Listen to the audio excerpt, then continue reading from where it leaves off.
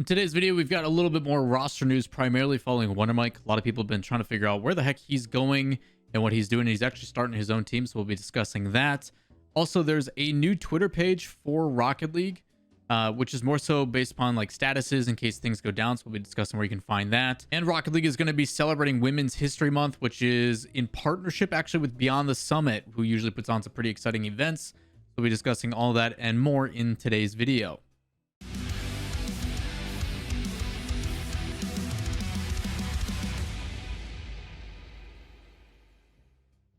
What is up, everybody? Lawler here, your inside source for all things Rocket League. Today's video, as I mentioned, we'll be talking about some roster updates as well as just some things going on in the scene in general. Again, links to everything I talk about and direct posts down below in the description, along with all my social medias. If you guys enjoy the content, make sure you guys go give those a like and follow, as well as a like on the video, give it a thumbs up, and make sure to hit subscribe if you have yet to do so already. Making sure to turn on notifications as well so you don't miss out on any of the videos. First thing we're going to be talking about is about Wondamike. Back in February 10th to be exact, Wondamike was released by United. Not exactly sure the reasoning as to why that is, but over the past month, roughly, he has not been able to find a team until now. He put out a tweet later last night that says the rejects roster for the spring split of RLCSX is going to be himself, Chronic, and Hawk with their sub Dino, and coaching contact is Nick. To provide some context to this, Chronic, if you guys don't know, 15-year-old, very, very talented player, temporarily played for the team Stromboli quite a while back.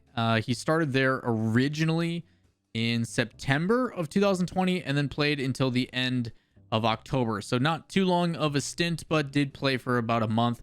Not sure if it was just like a fill-in, but did play for the fall split squad at one point. As for Hawk, for those that don't know his history, he was playing for the roster SUP, who had some pretty decent results here and there and was more of those potential upset teams that you can't really take too lightly. The SUP name has also gone through plenty iterations, but the most recent one was Money Hawk and Stokely with Asfer as their sub. That team actually ended up disbanding back in January on the 24th, so it has been a little over a month, plus that they have been all trying to find their new roster. But in this circumstance, Wondamike, Chronic, and Hawk, very talented individuals, but coming together collectively. I'm curious on what it is going to lead to.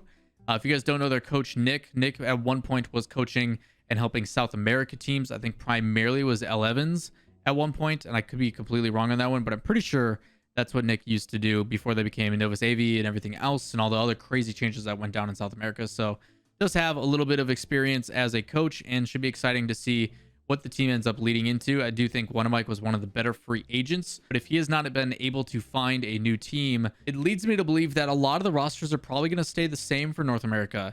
There hasn't been a whole lot of chatter in obviously the top end, and because of that, the minimal rumors that have happened have kind of finalized. Especially obviously with Europe in my video I talked about yesterday. Now that roster rumors are officially finalized, things have kind of just stayed put. So it is very interesting to see on how things are going to be playing out and who's going to be signing up with what. But a lot of you have put in the comments of yesterday's video a lot of those different rosters if I did miss any, which I do greatly appreciate. For those that are looking for more information about those rosters, you can go check it out on my Twitch page by typing !RLCS rosters. It is up to date, or you can actually just check the comments from the last video because people went nuts. Next up is actually a new Twitter page for Psionics. Right now, there is 3 major pages if you want to stay up to date on Rocket League. There's obviously the Rocket League Twitter, which is about to hit 800,000 followers. Shoutouts to Rocket League. You also then have RL support if you need to contact somebody in case you're having issues with your game. Response time varies a lot. Some people are luckier than others. But they added a new one called Rocket League Status. For those that don't know, and this is probably one of the more important ones that you want to follow, this is literally going to be a place where they only tweet about the status of the game. If there's server issues, if there's game updates, if there's something that you need to know about the game, Rocket League Status is the place to go and find it. And I actually really like this because it doesn't get tied up with any of the other craziness that happens with Rocket League. Like, there may be a game update, there may be this thing going on and this other thing going on, but it's really nice to actually separate that and just go to a one place where it's like, hey, this current thing is going on, we're working on it, blah, blah, blah. So I do like that. It is going to be related specifically, like they state in their tweet that's pinned, to service issues and game updates in Rocket League. I know I will be paying attention to this one quite a bit just because if there is any game updates coming, it is going to be very easy to just pull up this and pay attention to it. So they do state that if you want to follow for typical news or for daily news, You can follow the Rocket League Twitter at Rocket League, RL Esports for esports news, and RL Support for help and support needs. So they are looking to separate every individual thing. To me, this one is mostly going to be server status, which is really nice for people if stuff just is not going well. I personally only play the game like maybe 10 hours a month, if that. So I will say recently the Steam client, because I did play a little bit on stream today, the Steam client has been brutal. Like my frames will drop from 250 down to like 40, and then I'll sit there and like my game will completely freeze, and then eventually it'll like kick me in. Like it's been really bad. So I don't know if that's just a me thing or what, but I have heard from quite a few people that the most recent update has caused some issues for Steam. If you are having those issues, go into your properties of Steam for Rocket League. So go into your library, click on Rocket League, right click it, go to properties, and then in the local files, make sure you verify the integrity of those files. That should fix a majority of your issues, but if it does not, fresh install is always kind of the best bet. Or in this circumstance, you may have to switch over to the Epic Games launcher where the game does run pretty smooth. The difficulty with that, though, is there is no ability to do workshop maps if you do it that way. Last but certainly not least, Rocket League did put out a post saying that they're going to be celebrating Women's History Month, which is obviously all of March. And there's a couple things that come with it. The very first thing, if you guys haven't seen, is there is some new wheels in the item shop. If you all end up going into the Rocket League client, go into the item shop, and at the very top, there's a free item option, and it shows a new item that you can redeem for free called the MOONPAW wheels. These were created by a Psionics prop artist by the name of Lindsay, and these unique wheels will be available to claim only this weekend. So if you guys are going to do this, make sure you claim it by the end of today. Alongside that, there is also going to be 2 events that are going to be celebrated this month as well. The first one is going to be what is called Rocket League Goals for Change. For those that do not know about this, it is going to be a tournament that is put on in partnership with Beyond the Summit.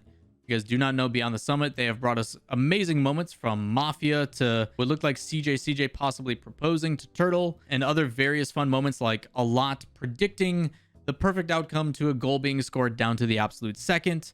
BTS has a really fun production team, and I assume based upon who they hire and what they're going to do, it should allow them to do some really fun things, as well as shed some light into a aspect of the community that not many people know about. There's a pretty thriving scene for high-level women competitive Rocket League, and a lot of them are going to be competing in an upcoming event, and I'll talk about that next. Primarily, though, the Rocket League Goals for Change, what they're going to be end up doing here is that it's going to introduce a new kind of event and give back to the causes that are important to the community, as they state.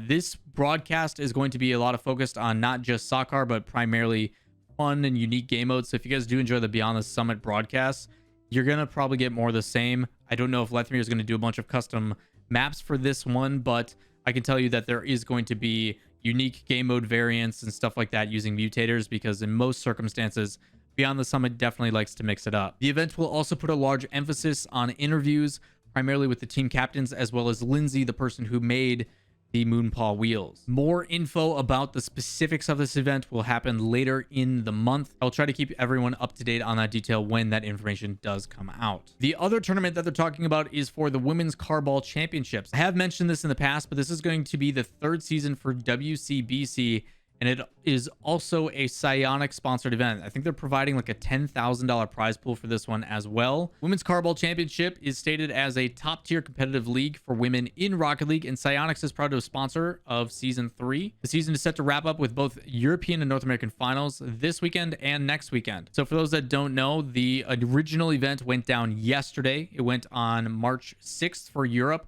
and it happened at like 7 or 8 a.m. my time, so I did not get to catch any of it. But the North American finals will be happening next week on March 13th. That will be starting at 10:30 a.m. Pacific or 1:30 p.m. Eastern.